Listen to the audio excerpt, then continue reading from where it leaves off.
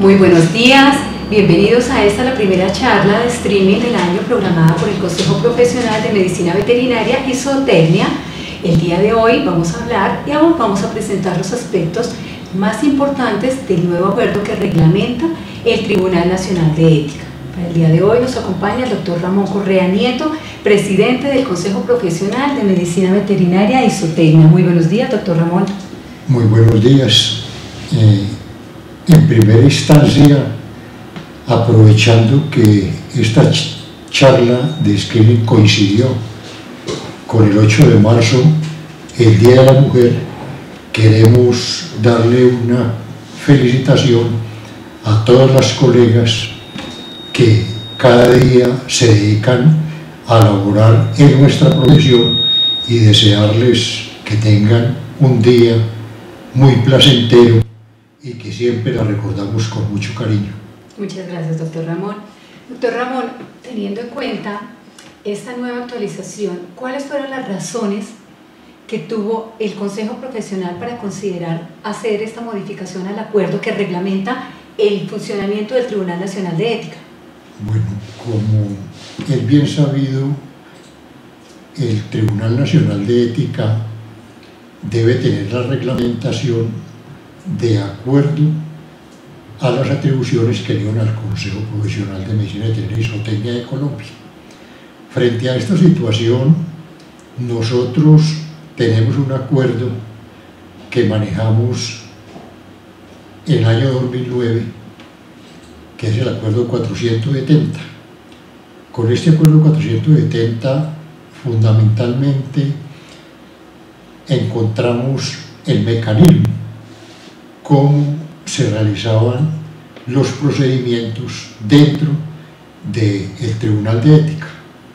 Pero como vemos, todas las normas dentro de nuestro país son dinámicas y la Ley 576 del 2000 desarrolló con mucha precisión la competencia legal de los comportamientos regulados desde el punto de vista técnico y nos dijo que, por analogía, otros comportamientos sobre aspectos procesales deberíamos basarnos en el Código de Procedimiento Penal, en el Código Único Disciplinario, en el Código Administrativo, y estas normas a través del tiempo han ido cambiando. Entonces eso implica de que nosotros debemos actualizar todo lo que tiene que ver con la norma basado en que estemos a la par con todos estos desarrollos que se han tenido a través del tiempo. Por decir algo, cuando nosotros sacamos el acuerdo 470, no disponíamos en ese momento de la ley que nos dijera que podíamos hacer unos procesos orales. Hoy se permiten los procesos orales siempre y cuando se tengan los mecanismos tecnológicos para poderlos manejar. Entonces, una parte muy importante dentro de la parte del proceso por el cual nosotros estamos actualizando todo lo que tiene que ver con la normativa para estar acorde con los desarrollos que ha tenido la parte social dentro del país y lo que tiene que ver con las normas frente a otros aspectos procedimentales. Claro que sí, doctor Ramón. También es muy importante precisarles a los profesionales que es el Tribunal Nacional de Ética quien tiene la competencia legal para imponer sanciones a los profesionales producto de las actividades que realizan en su ejercicio profesional. Es decir, es claro que no es el Consejo Profesional, porque la atribución legal la tiene el Tribunal Nacional de Ética. Doctor Ramón, teniendo en cuenta este nuevo acuerdo y la ley 073, ¿a quiénes va dirigido? ¿Hay algún cambio normativo? ¿Hay algún cambio que afecte esto? No, bueno, como usted bien lo dice, la ley 073 del 85 nos dijo cuáles eran las profesiones sujetas a control por parte del Consejo Profesional de Medicina Veterinaria, y la ley 576 del 2000 entonces nos precisó también frente a las profesiones, o sea, la medicina veterinaria, la medicina veterinaria y zootecnia y la zootecnia. Dentro de esto no hay ningún tipo de cambio en esta actualización dentro de la normatividad, respecto a los sujetos programáticos. Nosotros debemos hacer los procedimientos frente a los profesionales que cobijan la ley, o sea, los profesionales de la medicina veterinaria, los profesionales de la medicina veterinaria y zootecnia y los profesionales de la zootecnia. Es muy importante aquí aclarar que la ley 576 del 2000 nos indica que son esos nuestros sujetos programáticos, los profesionales, que son profesionales graduados con tarjeta profesional. Dentro de esto nosotros no podemos entrar a manejar dentro del tribunal todo lo que tiene que ver con aquellas personas que no siendo profesionales están ejerciendo la profesión legal o con técnicos o tecnólogos, porque esa no es parte de nuestra responsabilidad de acuerdo a la ley. Cuando ocurren ese tipo de casos, pues lo lógico es que tengamos que acudir a la justicia ordinaria. Claro que sí, doctor Román. Teniendo en cuenta eso y teniendo en cuenta que la norma y la ley 576 establece la regulación del proceso ético disciplinario para los profesionales médicos veterinarios zootecnistas y zootecnistas, y que estamos hablando de un trámite, de un proceso ético disciplinario, por favor precísenos quiénes son los miembros del Tribunal Nacional de Ética y si hay algún cambio con relación al acuerdo. Bueno, el Tribunal Nacional de Ética lo define todo lo que tiene que ver con la parte de la ley. O sea, el tribunal nos dice que debe estar conformado por 7 magistrados principales y 7 magistrados suplentes, que estos magistrados son nombrados para un periodo de 3 años. Esos magistrados pues van a depender en sí de lo que tiene que ver con las facultades que hay dentro del país que se encargan de formar esta profesión, o sea, las facultades de medicina veterinaria, las facultades de medicina veterinaria y zootecnia y las facultades de zootecnia. Allí tenemos ya 3 miembros dentro de la parte del consejo. Tenemos miembros por parte de las asociaciones que hay legalmente constituidas en el país, y adicional, pues las asociaciones de profesionales también de allí se escogen los miembros del Tribunal de Ética. O sea, cada uno de estas diferentes asociaciones nos mandan a nosotros como consejo una serie de hojas de vida que ellos han evaluado dentro de los profesionales que cumplen los requisitos, que tienen 10 años de ejercer la profesión, que tienen calidades éticas o que tienen 7 años de ejercer la profesión y han sido docentes universitarios. Entonces, dentro de esas personas que nos envían, en el seno del consejo se hace una reunión para en base a ello seleccionar los 7 magistrados principales y los 7 magistrados suplentes, que son quienes se encargan de estudiar todos los procesos ético-disciplinarios que lleguen al consejo o aquellas quejas que generalmente nos estén formulando por la mala praxis profesional. Claro que sí, entonces queda muy claro para que ustedes tengan preciso que quien evalúa y quien califica en el trámite de un proceso ético-disciplinario es otro profesional, es un par de cada uno de ustedes, no es alguien ajeno a la profesión, sino que es alguien con todas las condiciones, características y especialidades relacionadas con el área de ejercicio, no es alguien foráneo ni alguien que no tenga nada que ver con el área, para que precisara a los profesionales. Doctor, ¿cuáles considera que son los cambios más representativos que hay en este acuerdo? Bueno, antes de eso, me gustaría, para complementar la parte anterior, es que dentro del proceso, en primera instancia, lo lleva el Tribunal de Ética, que está integrado por profesionales. En caso de que no haya conformidad con la decisión del Tribunal de Ética por parte de las personas que han sido sometidas a ese procedimiento y apelen, entonces pasan a segunda instancia, la cual ya es resuelta por el Consejo Profesional.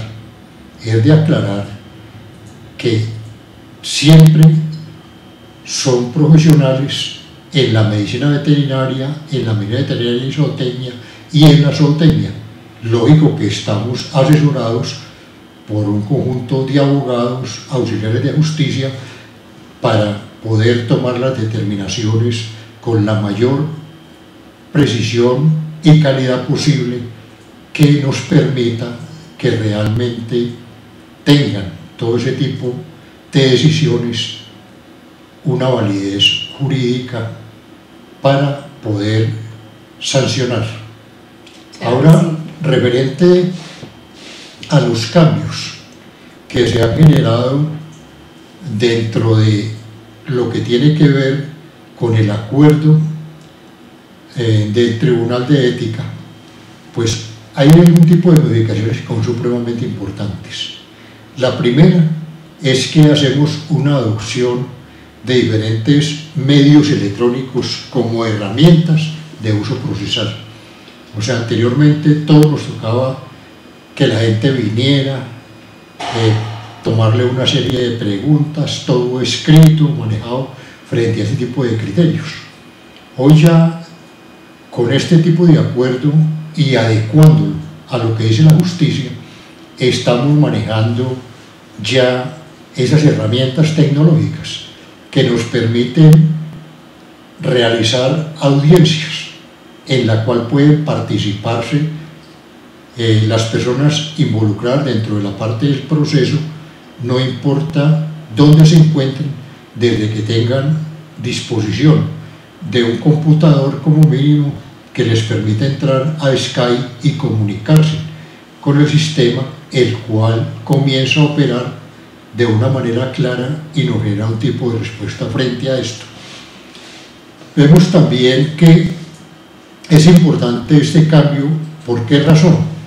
Porque anteriormente la gente se quejaba, nuestros usuarios programáticos, de que se demoraban muchas veces los procesos.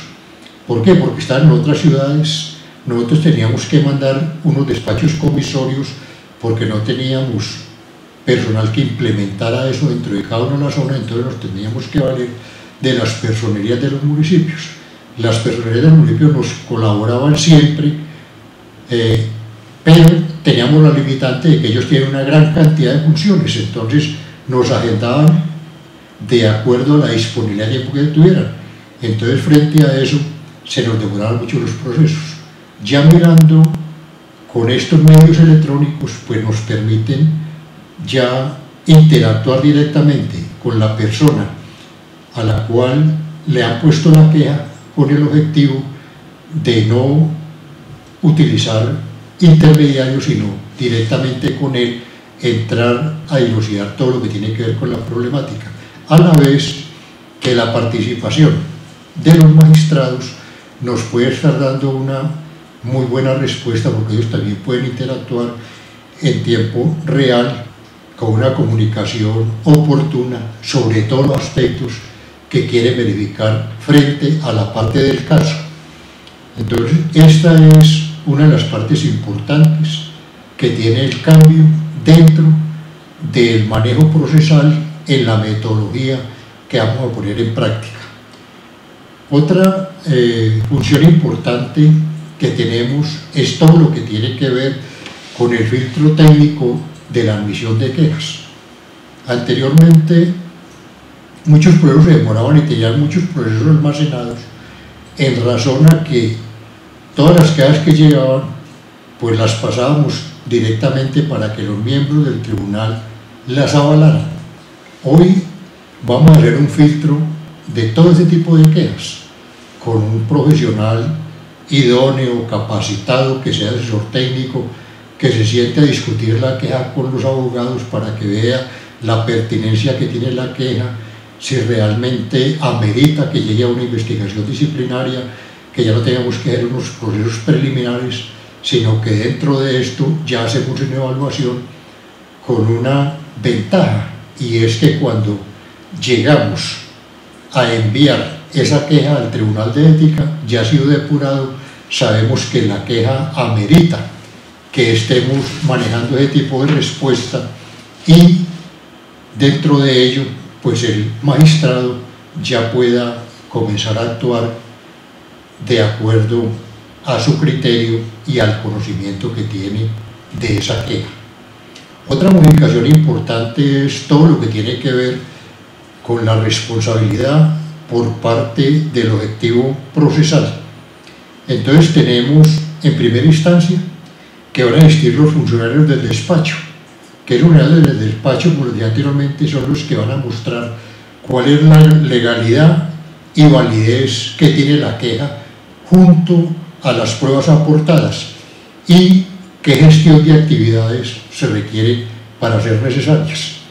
Luego de esto, pues ya evaluada esta parte, entra a trabajar todo lo que tiene que ver con los miembros colegiados y ya es el magistrado instructor quien va a valorar todo el aspecto técnico-científico de cuál ha sido el comportamiento que desarrolló el profesional en la materia procesal a partir de las pruebas que señalaron y que son consideradas legales y válidas. A la vez, nos permite que ese magistrado pueda solicitar el acompañamiento de el secretario abogado o de un auxiliar de justicia para complementar toda la acción que él está manejando dentro de la parte del proceso. Una parte bien importante también que se maneja en otro aspecto es lo que tiene que ver con las determinaciones procesales. En las determinaciones procesales tenemos que va a haber una excepción de la etapa preliminar. ¿Por qué razón? Porque les decía anteriormente, las acciones que ha adelantado el secretario abogado junto con ese profesional de calidades profesionales que se tienen como asesor técnico van a orientarse a buscar cuál es la certidumbre en sí de la queja, cuál es la respuesta que nosotros tenemos para dar las instrucciones en la parte procesal, y dentro de ello vamos a procurar que todos los casos entren ya en una etapa formal. Y a la vez es muy importante esto porque nos va a permitir una terminación anticipada del proceso. Nosotros vemos que si después del análisis tenemos que la imposibilidad o falta de méritos por las pruebas que aportaron para continuar con ese procedimiento, pues nosotros podemos ya pronunciamos y archivar ese procedimiento. O sea, estamos ganando una serie de espacios frente a lo que tiene que ver con el procedimiento. En ningún momento estamos viciando el debido proceso o actuando en contra del debido proceso. Estamos actuando en el debido proceso, pero ya tenemos una instancia que va a hacer la valoración de ese tipo de pruebas que tengan la pertinencia frente a la legalidad que debe manejarse en el proceso. Y por lo tanto, ese proceso, si desde un momento se considera que no es viable su continuación por las pruebas aportadas, entonces se va a archivar.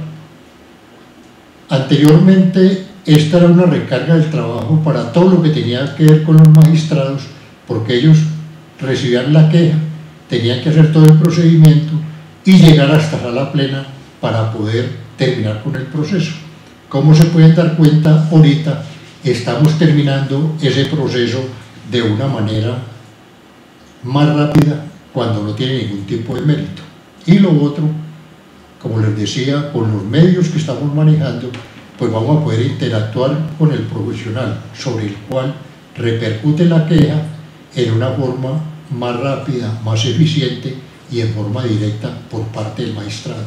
Es decir, que vamos a darle una mayor oportunidad en el trámite del proceso, lo cual va a permitir que el profesional tenga definida su situación frente a una posible sanción o absolución dentro del trámite ético disciplinario con una mayor oportunidad y en un menor tiempo, utilizando y aprovechando estos recursos tecnológicos que se están incluyendo en la nueva actualización y obviamente con la austeridad de trámites que también se están generando, específicamente con la disminución de envíos de despachos comisorios a solicitar el apoyo y con la utilización de la sala de audiencias.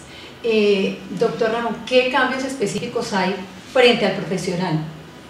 Bueno, frente al profesional, pues, aparte de que siempre le hemos respetado todos los derechos dentro del libre proceso, aquí es muy importante la identificación de todo lo que tiene que ver con los derechos procesales.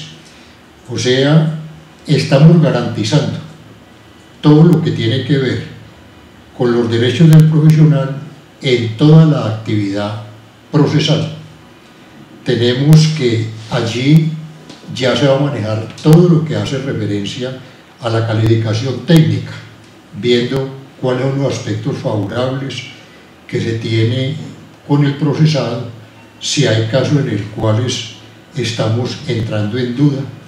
Se va a hacer un análisis orientado en todo el momento con el objetivo de verificar que estamos cumpliendo con la verificación de ese comportamiento del profesional en el manejo de cada uno de las diferentes partes de los casos. Estamos trabajando en todo lo que tiene que ver con el régimen probatorio y la valoración de pruebas. O sea, estamos mostrándole que no todo lo que hay dentro de una actividad procesal o un expediente son pruebas. Entonces, de manera que la validez y la calificación que va a hacer el tribunal va a ser con una serie de soportes demostrativos y que nos están mostrando que efectivamente en esos aspectos que están demostrados ocurrió la conducta del profesional frente a una mala praxis. O sea, estamos haciendo un análisis muy crítico de todo lo que tiene que ver de la legalidad, de la utilidad de los diferentes argumentos y determinaciones, acentuando la precisión y la validez legal que tenemos. Claro que sí, estamos generando entonces un fortalecimiento en la evaluación, tanto técnica como jurídica, previo a iniciar el proceso, y una vez iniciado se va a obtener una mayor rigurosidad dentro del trámite del mismo. Doctor Ramón, frente a la tasación, a lo que son agravantes o atenuantes dentro del proceso, ¿hay algún cambio? Sí, de todas maneras, como ustedes pueden darse cuenta, dentro de esto ya vamos a ver unos criterios orientadores en lo que tiene que ver con las diligencias procesales. O sea, en las diligencias procesales tenemos la oportunidad de ver realmente si hubo algún tipo de situaciones fácticas dentro del interés procesal, de requerimientos de soporte dentro de ese tipo de actividad, y a la vez pues va a haber una unidad de criterios frente a las decisiones que se van a tomar con respecto al profesional. Todo esto va a demandar una serie de aspectos legales, como tiene que ver con las audiencias, el desarrollo de unas preguntas que van a ser unas preguntas supremamente claras, precisas, concisas, pertinentes, siempre buscando el fin procesal y una práctica objetiva de todo lo que está ocurriendo con los diferentes hechos. Entonces, el magistrado instructor, pues como se dan cuenta, con toda esta serie de elementos, va a hacer una calificación técnica del proceso que es muy importante. Y dentro de esa calificación técnica del proceso, pues él va a tener en cuenta cuál fue la culpabilidad.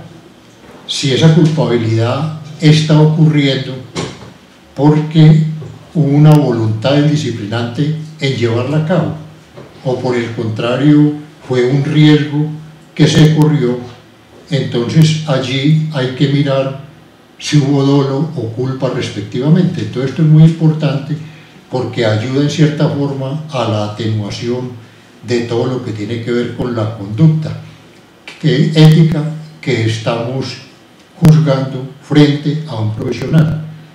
Entonces estamos diciendo, ¿hubo daño? ¿Fue directo o fue indirecto? Eso es una situación de gran importancia. También vamos a ver cuáles son todos los antecedentes que tiene el disciplinado a través de su vida profesional.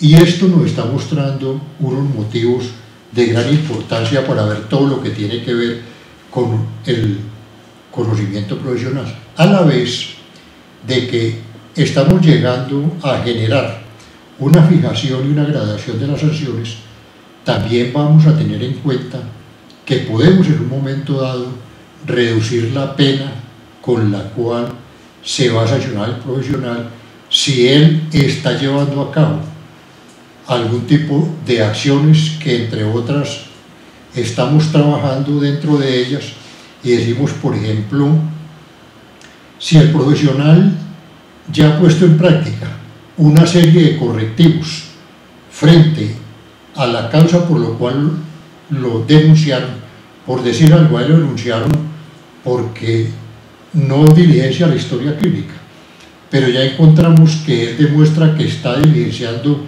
en los nuevos casos toda la historia clínica, y una historia clínica bien concebida, que está llenando realmente la parte pertinente frente a ello, pues tenemos que considerar que es un atenuante y que está tratando de mejorar. Entonces, frente a ello, podemos reducirle la sanción que se le está imponiendo, porque está trabajando frente a una respuesta positiva. Cuando reconoce el daño que le ha hecho al usuario del servicio, pues de todas maneras también esto está contribuyendo a mejorar todo lo que tiene que ver la parte de los procesos y una respuesta positiva que debemos tener en cuenta. Cuando está aceptando esa responsabilidad, pues vemos que es muy importante dentro del proceso, porque eso le va a dar agilidad al proceso, a la vez que nos está ayudando para que esto no se convierta en unos procesos de nunca terminar. También tenemos otros mecanismos que pueden incrementarle la rebaja de la pena, y es, por ejemplo, cuando el profesional ha recibido una capacitación. Para eso tenemos previsto que vamos a programar alguna serie de cursos dentro del Consejo Profesional y del Tribunal de Ética con algún tipo de regularidad, con el objetivo de que él pueda participar en esos procesos de capacitación y como tal puedan servirle para disminuir la sanción que le ha sido impuesta. El objetivo es cómo vamos mejorando a través del tiempo y que después él pueda hacer un seguimiento o participar en el curso de forma virtual. Entonces eso también nos ayudaría sustancialmente a tener una respuesta para que todos los profesionales que estén en un proceso de sanción pues puedan valerse de todos estos mecanismos para, en términos generales, poder disminuir ese tiempo de la pena que les fue impuesta. Claro que sí, doctor Ramón, es muy importante que cada uno de ustedes como profesionales de las ciencias animales tenga claridad que el documento idóneo en el cual ustedes pueden demostrar las actuaciones que realizaron con el animal o las actuaciones que realizan acorde con el requerimiento de atención que les solicita es la historia clínica. Es decir, la historia clínica es el registro adecuado e idóneo donde deben estar las constancias claras y que permiten demostrar por qué se realizó una actuación o no en el animal, el cual debe tener como mínimo unas valoraciones semiológicas del animal, debe tener las constantes, debe tener las indicaciones sobre la precisión de las formulaciones que ustedes realizan, sobre la administración de medicamentos, indicando las dosis, las vías, la periodicidad también, ¿cierto, doctor Ramón? Es decir, esa historia clínica es el documento soporte cada vez que ustedes se enfrentan a cualquier tipo de proceso. Por eso la importancia del debido diligenciamiento del mismo. Asimismo, cuando se estaba hablando de las diferentes graduaciones también que hablaba el doctor Ramón, es importante tener en cuenta que no es solo que se haya manifestado los riesgos que puede tener un determinado procedimiento, porque estos pueden ser muy claros, pero es que ustedes lo hayan manifestado y lo hayan dado a conocer en debida forma al propietario del animal, porque en caso contrario no hay un soporte adecuado para poderlo tener en cuenta y poder ajustar o poder graduar esa posible sanción que se puede estar generando. Entonces, por tanto, es muy importante la debida utilización y el debido diligenciamiento de los registros clínicos de los animales, porque son la base para tener ustedes como defensa, y es el argumento que también tiene el tribunal en el evento que decide graduar y tener en cuenta para poder aplicar una disminución en una sanción. Doctor Ramón, ¿cuáles son los aspectos, es decir, cuál es la motivación principal que se tuvo para hacer esta actualización?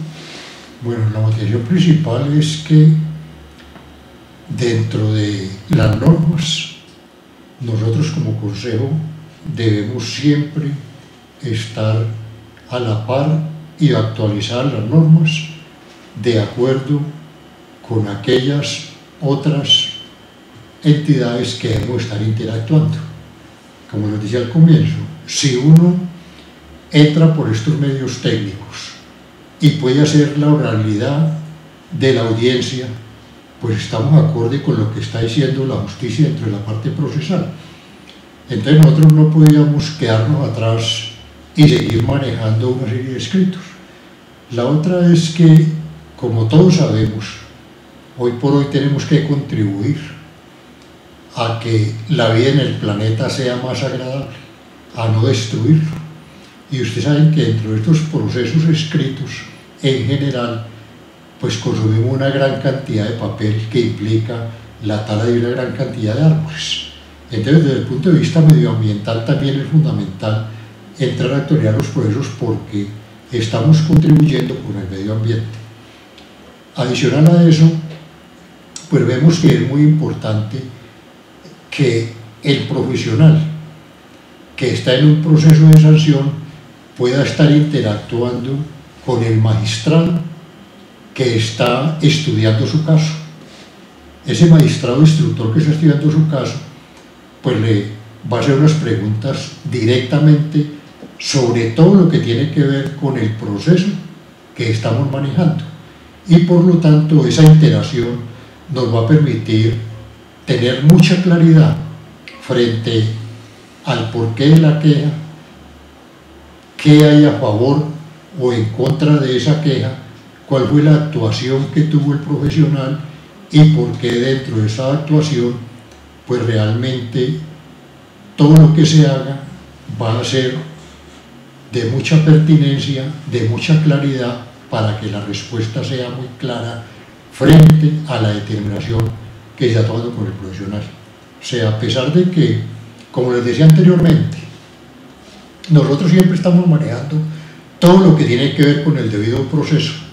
Ese debido proceso ahorita lo vamos a tener en una forma más pronta, más corta, que va a permitir una interacción directa con el profesional, que de pronto ya no requerimos de un tipo de intermediarios en ciertos municipios que están citando al profesional, que le están poniendo horas, que están manejando, sino ya hemos concretado un tipo de respuesta por correo electrónico, sabemos cuándo vamos a realizar la audiencia, que va a participar, y esto nos permite agilizar todo lo que tiene que ver con la parte de los procesos, y puede haber más tranquilidad por parte de los profesionales que han sido denunciados ante el Tribunal de Ética. Asimismo, se tiene establecido que las notificaciones en su mayoría se van a realizar todas por medio electrónico. Asimismo, cuando haya requerimiento de documentos que debe aportar el profesional, también se va a hacer el requerimiento escrito para que él los aporte a través de correo electrónico. Siempre va a estar disponible el correo del tribunal y el teléfono del tribunal para que los profesionales que tengan cualquier duda frente al trámite de su proceso ético puedan absolverlo. Y asimismo, cuando se requiere hacer o precisar algo relacionado con el quejoso, también se va a hacer a través del correo institucional. Doctor Ramón, ¿qué otros aspectos considera importante compartir de este acuerdo?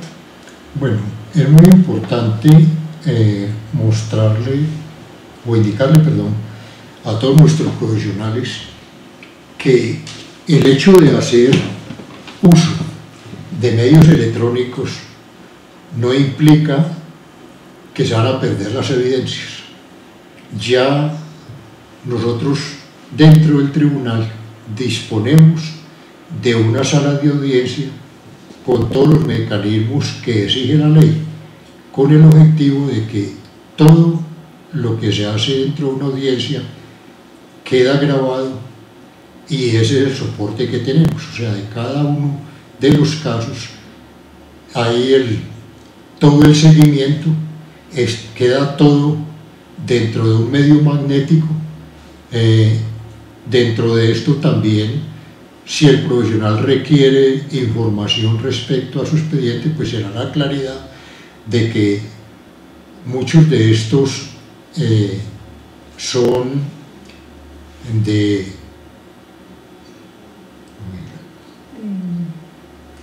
procesos. De los procesos que tienen que tenerse bajo custodia. No, sí, fuera de que están bajo custodia, tienen que tener una reserva sumarial, por decir algo, y que la reserva sumarial debe mantenerse en todos los niveles con el objetivo de que realmente no vayan a acrecentar o a tener unos problemas totalmente diferentes. Pero quien requiera dentro del profesional del proceso, pues se le puede suministrar lo que se considere pertinente dentro de ese proceso. O sea, al igual que ocurría anteriormente, se le mostraba por medio escrito y se le entregaba todo lo que tenía que ver con la parte del proceso. Aquí igualmente lo que pasa es que ya va a estar todo el medio magnético, y consideramos que esta es una parte muy importante en todo lo que tiene que manejarse con los procesos. Claro que si la reserva zonal se sigue manteniendo, igual es el profesional en el momento que se le envía por el correo electrónico, cuando hace el requerimiento para que así sea, quien responde pues en el evento que él considere compartir esa información, ya que lo que manifiesta el doctor Ramón está garantizado a nivel del tribunal de la primera etapa del proceso ético y a nivel del consejo cuando va a segunda instancia, la reserva del proceso ético disciplinario, es decir, en todos los niveles y en todas las instancias, en todas las etapas, siempre está garantizado. Solamente el profesional y su apoderado son los únicos que pueden conocer o tener acceso al proceso, y las personas obviamente del tribunal y el consejo profesional solamente cuando va a segunda instancia en vía de recurso y solamente para absolverlo. Doctor Ramón, ¿cuándo empieza a regir este acuerdo? Bueno, este acuerdo empieza a regir, tenemos previsto, a partir del 1 de abril, con el objetivo de tener la capacitación por parte de los magistrados que conozcan todo lo que tenga que ver con la parte del proceso. Pero una parte muy importante dentro de todo esto es que le estamos mostrando que nosotros, como consejo y como tribunal, queremos mantener las normas al día, acorde con lo que se esté dando. Pero para nosotros lo más importante es que ojalá nunca tuviéramos que aplicar estos procesos. Claro. O sea, que nuestros profesionales realmente hicieran una buena praxis, que trabajaran cumpliendo con los mandamientos éticos, que generalmente esta fuera una de las cosas fundamentales que cada día pusiéramos en práctica. Así nos evitaríamos problemas con los usuarios, problemas de demanda, problemas de sanciones, porque es fundamental. Si tiene algún tipo de inquietudes, el consejo o el tribunal siempre están prestos a darle algún tipo de respuesta. Siempre deben consultar. Nosotros le damos la respuesta frente a la experiencia que tenemos y lo que ha ocurrido, para que él sepa que con una buena praxis no va a tener ningún tipo de problemática frente al tribunal o frente al consejo. Y mientras nosotros, ustedes saben que hoy somos un poquito más de 36.000 profesionales en las ciencias veterinarias, llámese médicos veterinarios zootecnistas y zootecnistas. Entonces, lo ideal es que todos estuviéramos con un gran colegaje, que todos estuviéramos con unas grandes asociaciones que nos permitan entre todos discutir al interior de ellas, para que todos pusiéramos en práctica unas buenas consideraciones dentro del ejercicio profesional. A mí, por ejemplo, me han hecho unas consultas con respecto a lo que tiene que ver con la parte de las campañas sanitarias frente a las esterilizaciones, o generalmente frente a las relaciones de las OVH o ovarioterectomías que generalmente se practican. Dentro de esto, muchas veces uno encuentra que dicen: no, hicimos la campaña y hay algún tipo de problema. La historia clínica, no es que es una campaña y no requiere historia clínica. No, si se está abordando un paciente, ese paciente que está abordando le está haciendo un procedimiento que es de alto riesgo, porque está abriendo la cavidad abdominal, está abriendo una cavidad que es cerrada y dentro de eso pues hay un gran riesgo de contaminación. Entonces por eso debe tener una historia clínica para decir qué hizo y cuáles fueron las recomendaciones que dio.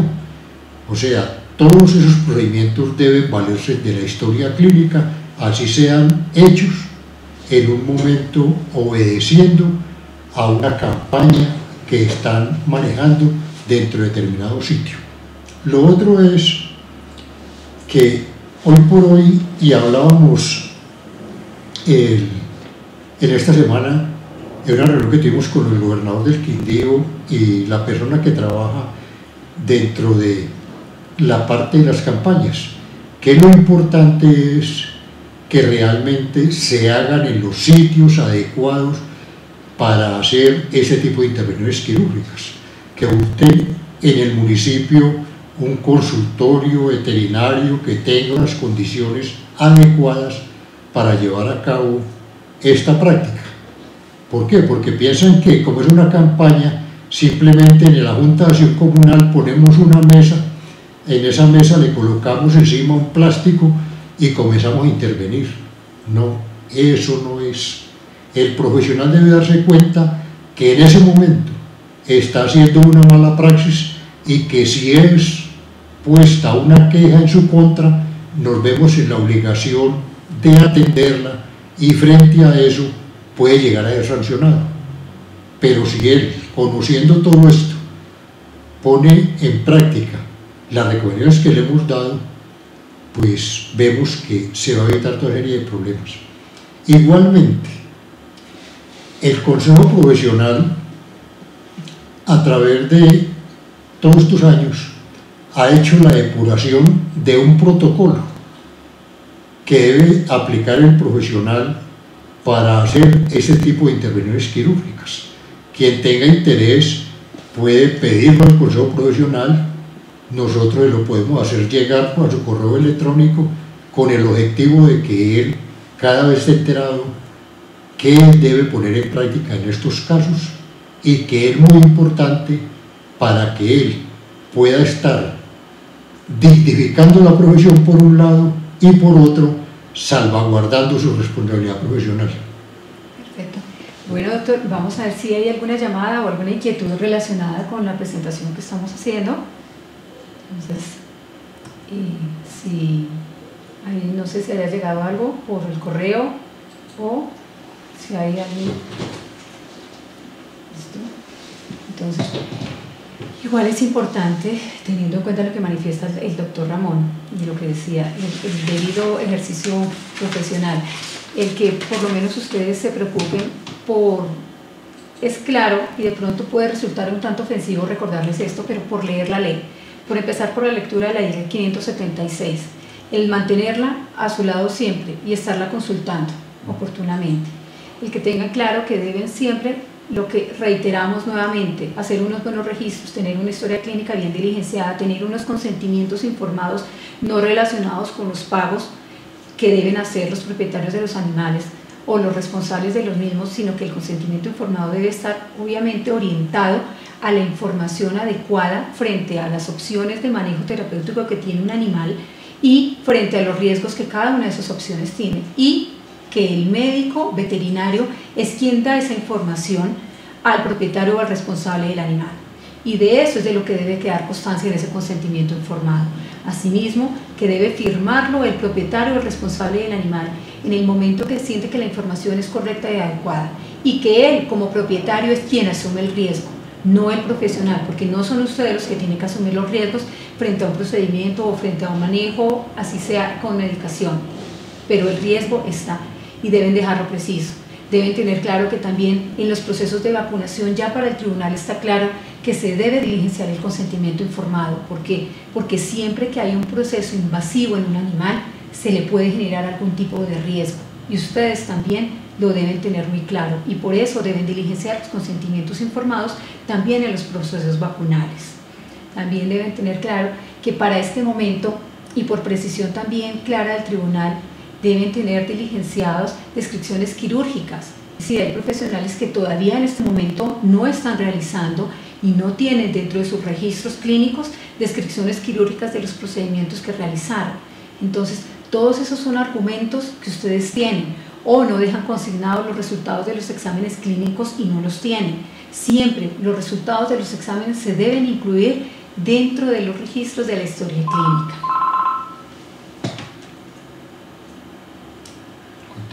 Muy buenos días.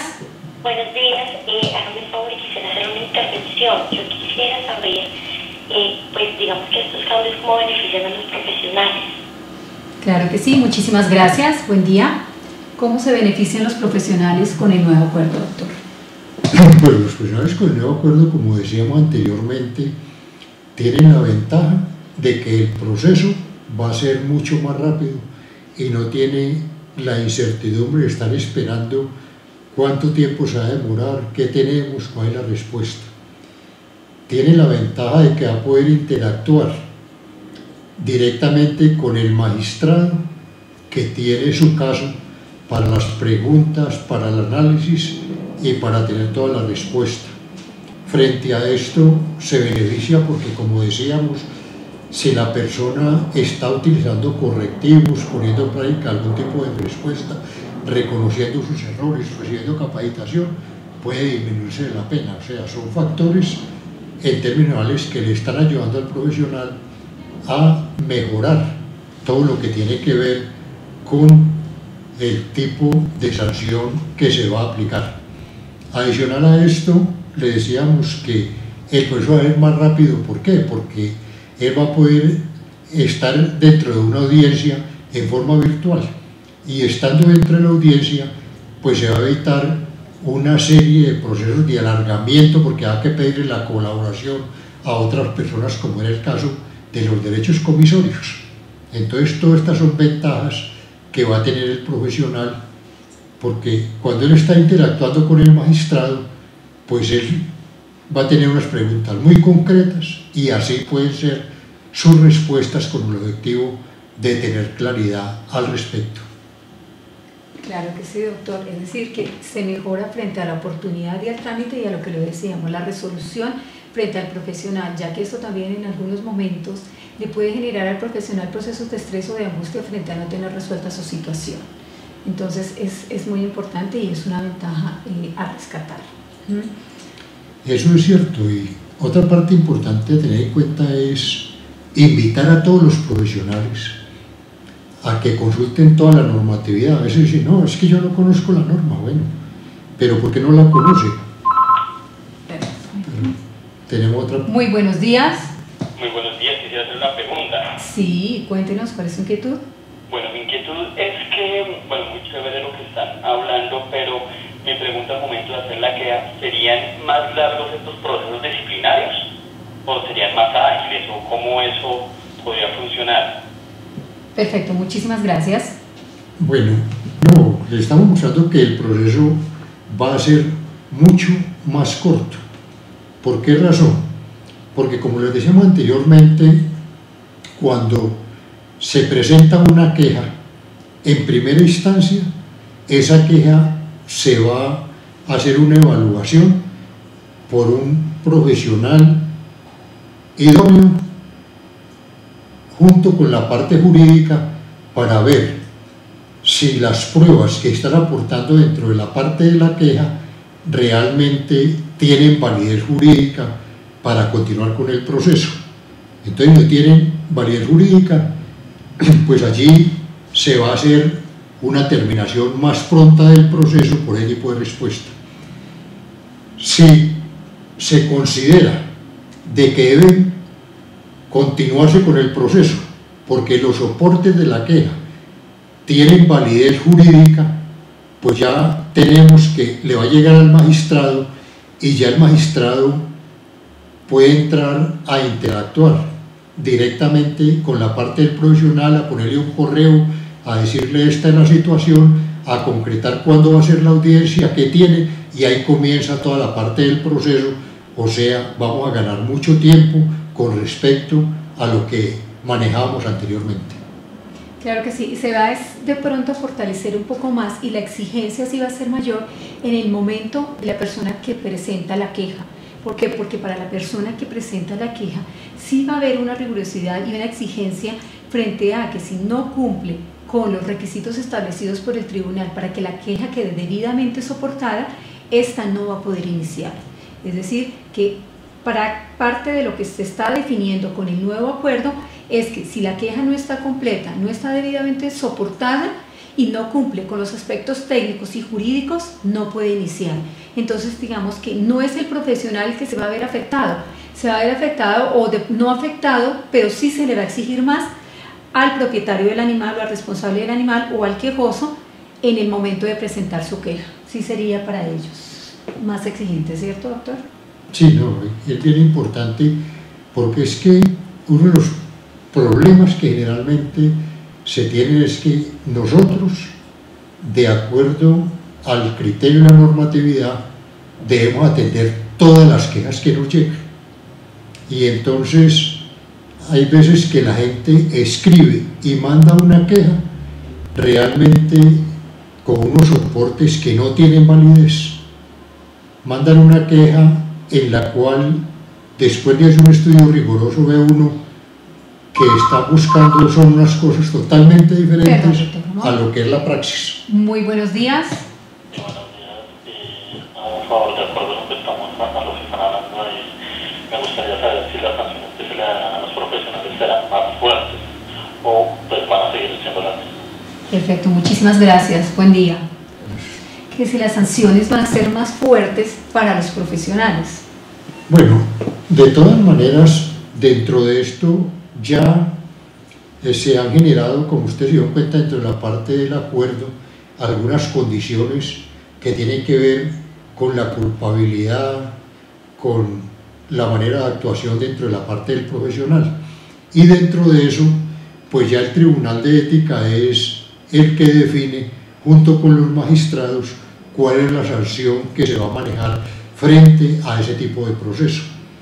Porque, como ustedes saben, las sanciones del Tribunal de Ética son unas sanciones eminentemente morales, en el sentido de que la persona que se sanciona, pues sabe que fue sancionada, se publica en la página web, se manda hacia las entidades del Estado la comunicación, se mandan a las universidades. Entonces hay mucha gente que entera que sancionan a determinado profesional, entonces la sanción es de tipo moral, pero todo va a depender del tipo de queja, del análisis que se haga dentro de la parte de la queja y el criterio que tengan los magistrados para imponerla. Claro que sí, porque dentro de la graduación de la queja también se miran los aspectos que había precisado el doctor Ramón, y es tener en cuenta los agravantes, pero también los atenuantes. Es decir, que se tiene establecido solamente un agravante, más si se incrementaron los atenuantes en el momento de aplicar la sanción al profesional. Por tanto, sí se considera que hay un beneficio a favor del profesional con el cambio del reglamento interno del Tribunal Nacional de Ética. ¿Cierto, doctor? Sí. Sí, siempre nosotros todo lo que hacemos es tratando de mejorar por parte del Consejo Profesional en las responsabilidades que tiene frente a la Ley 73 del 85, a la Ley 576 del 2000, a los acuerdos reglamentarios, y a la vez haciendo de que nuestros profesionales tengan siempre su debido proceso y que las sanciones que en un momento dado se lleven a cabo estén cumpliendo con la pertinencia de acuerdo al proceso que se está adaptando. Claro que sí, doctor. Teniendo en cuenta esto, es importante recordarles que como parte del fortalecimiento profesional, el Consejo Profesional siempre tiene las charlas en la página del Consejo. Por tanto, es importante que ustedes las consulten. Pueden consultar en cualquier momento estas charlas. Asimismo, pueden enviar al correo del Consejo Profesional las sugerencias de los temas que ustedes consideran que son de impacto y que deben ser tratados, o que se debe generar algún tipo de fortalecimiento frente a estos temas, y obviamente pues precisando la fundamentación que tienen, ¿no? Identificándose ustedes y manifestando las razones por las cuales consideran que esos temas son importantes. Entonces les invitamos cordialmente a la lectura de la ley, que era los que les decíamos, la ley 73 y la ley 576, y además pues a ver las charlas de streaming que están en la página y los documentos también que están en la página como parte del trámite y del fortalecimiento que realiza el Consejo Profesional para fortalecer el ejercicio profesional. Doctor Ramón. La página es www.convescol.org. Allí pueden encontrar toda la información, todas las charlas, toda la normatividad que existe hasta el momento, y también pueden darse cuenta de todo lo que hay en capacitación que están ofreciendo diferentes entidades dentro del país a los profesionales. Bueno, queremos agradecerle a todas aquellas personas que lograron comunicarse con nosotros, que pudieron estar presentes en la parte de la charla, decirles que de todas maneras todo mantiene dentro de la página y que nosotros estamos prestos a cualquier tipo de sugerencia, a cualquier tipo de consulta, y que no duden en hacerla porque es la función del Consejo Profesional y del Tribunal de Ética. Nuestro objetivo es cada día mejorar, y cada día mejorar para que la práctica de nuestros profesionales de la medicina veterinaria, la medicina veterinaria y zootecnia y la zootecnia, la hagamos cada vez dignificando más la profesión. Muchas gracias. En la medida en que ustedes ejerzan en debida forma su profesión, el Tribunal de Ética va a tener menos quejas. Muchas gracias a todos.